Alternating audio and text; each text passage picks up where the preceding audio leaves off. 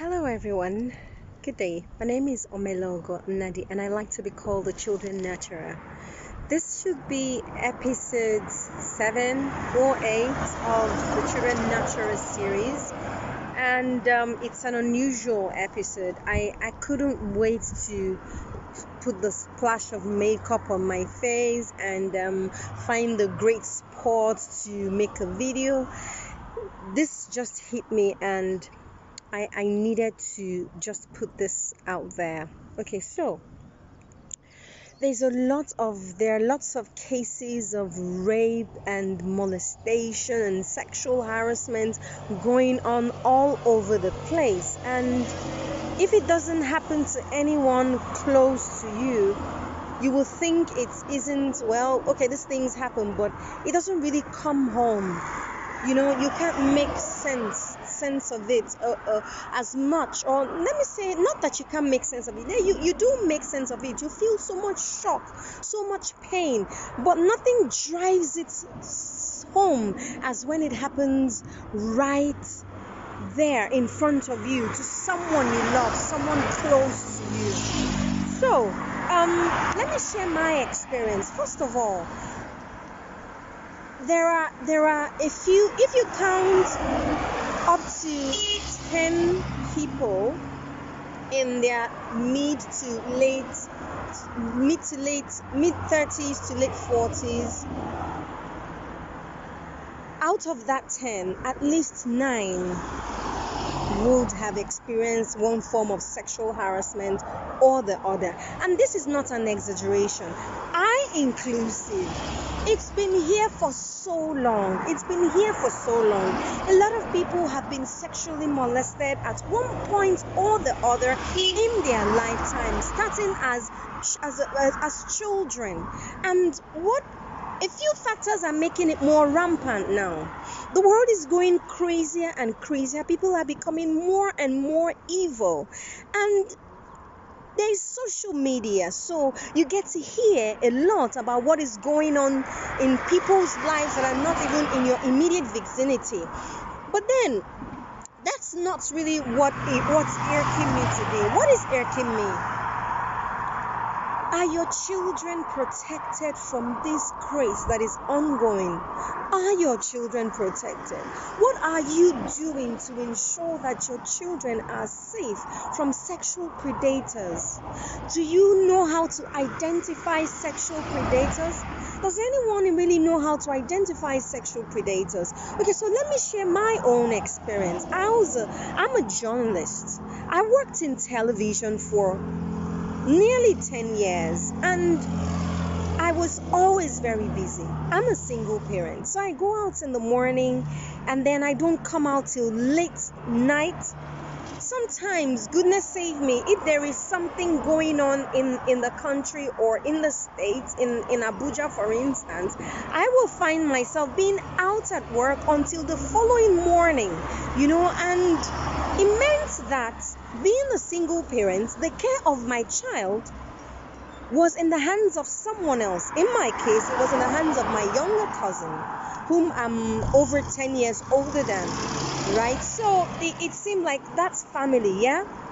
But hey, by the time my son was 3 years old, I don't know if I've shared this ever on in public. I shared it with a few friends and members of my family, and to save some faces, I won't be detailed, but so my son was in the care of my cousin, and it was usually just the two of them at home, and I would go to work and come back really late. And somewhere along the line, the school dropped a message for me in my child's communication book saying they needed to see me. Of course, I was working so late and all that, so I'd come home, I'd collapse on the bed, and the following day I'm off again. And so, I'm sorry there's a lot of noise here. I had to stop my car and step out to do this. I didn't want to sit in the car. Even with the air condition on, I felt suffocated thinking about this. So the school, I was working so late, I was so busy, And I didn't know there was a note in my son's communication book. It was my cousin's duty to look into the communication book and see what the school was saying, help him with his homework, and then see if there was something that needed attention, and then if it was something she couldn't handle, she would let me know. And that was my baby, that I was entrusting his care like that to someone, even though the person was family.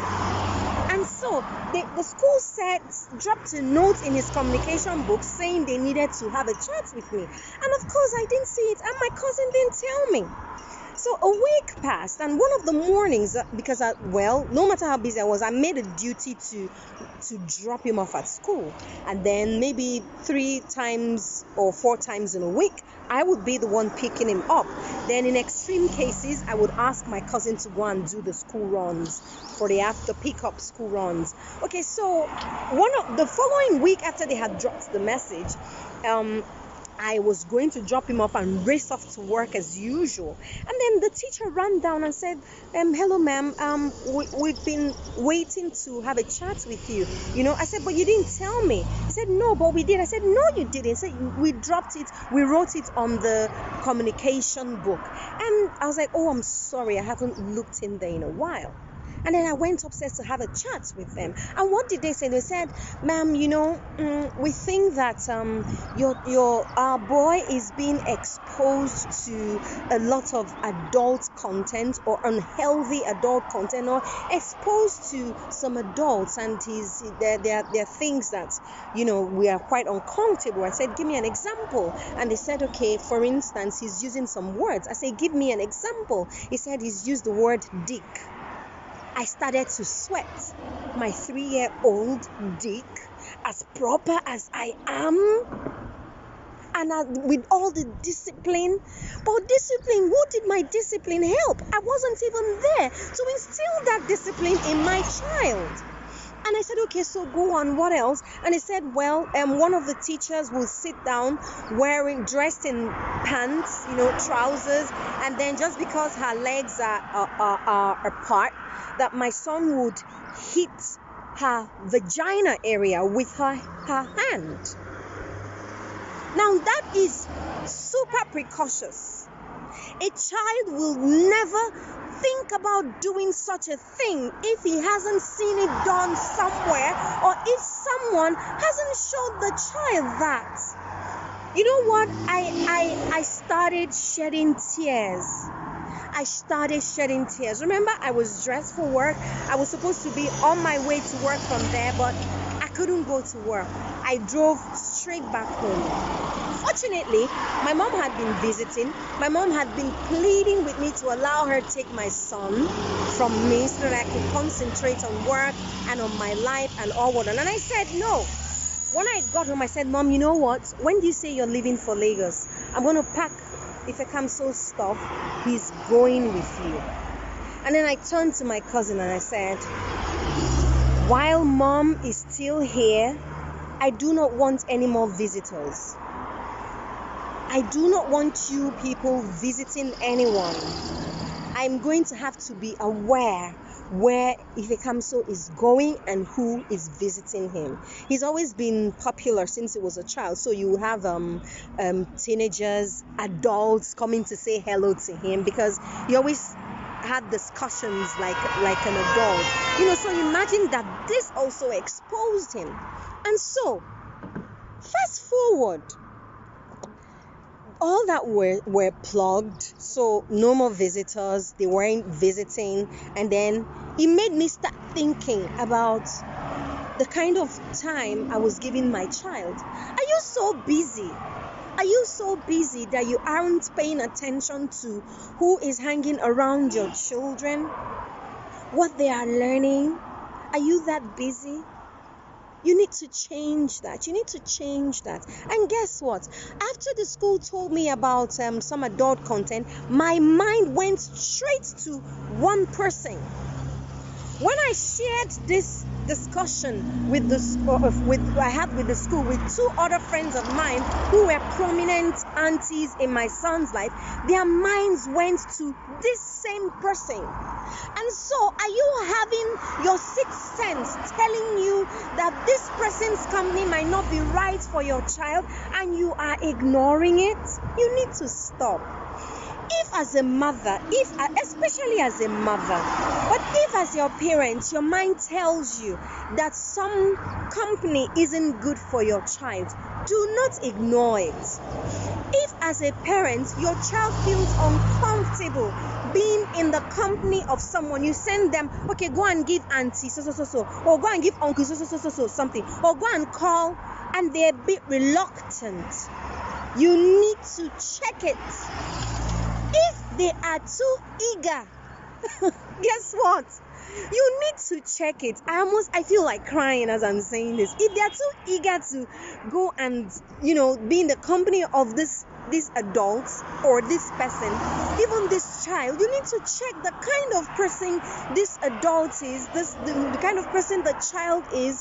We need to protect our children. There's so much going on.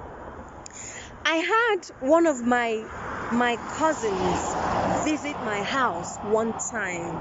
Now this is the one that aches me.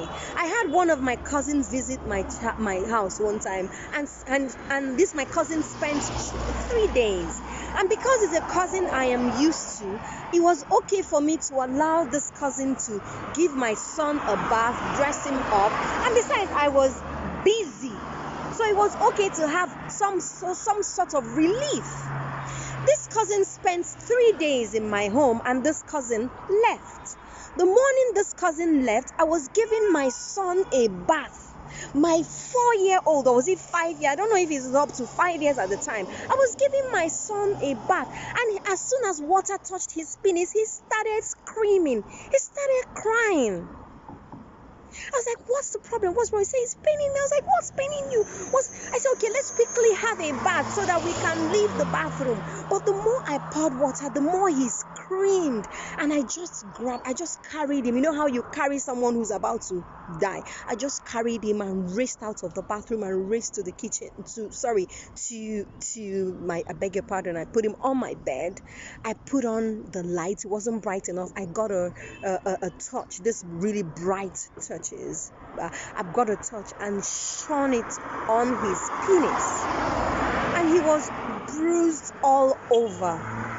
He was bruised all over. 3 days. 3 days. The night before this cousin left my house, I woke up in the middle of the night because I was living in a 1-bedroom at the time, and my son shared my room. And so we had gone to bed. My cousin was asleep in the sitting room. My son and I were asleep in my room on my bed.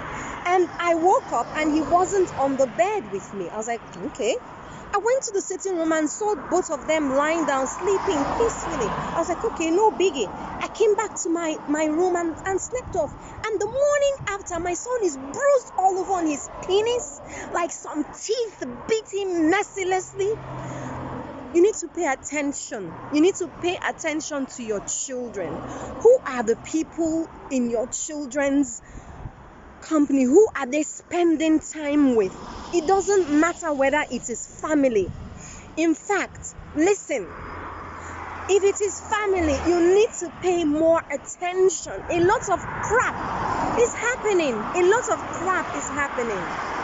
If it is family, please pay attention. It doesn't matter so long as it is a human being. You need to pay attention who your children are with. Talk to your children as often as possible. Talk to them. Know what is going on. Who is telling them what? Who is doing what to them and with them. Talk to your children. There is a lot going on. Do not be so busy that you are not paying attention. Protect the children. Protect the children. I don't want this video to be so long, and I need to just end it here. My name is Omelogo Nnadi, and I like to be called the children nurturer. Please pay attention to the children. A lot of things are happening right now, and we need to keep the children safe. Do have a nice day.